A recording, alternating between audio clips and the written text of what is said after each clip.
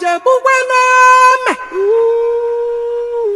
Chief Barrister Edith Nnachete Echesie Wakita Guleri na Nwagu ana atara vivia Adaguleri Adomabala Wakita Guleri na Nwagu je lili anu ni aneli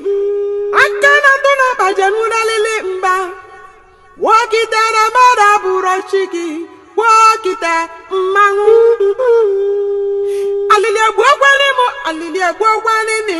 Alilie gwogwani mu Enwani na fiese n'ihi ala Wakite na mada burochukwu gị Wakite ka ọ chalie echi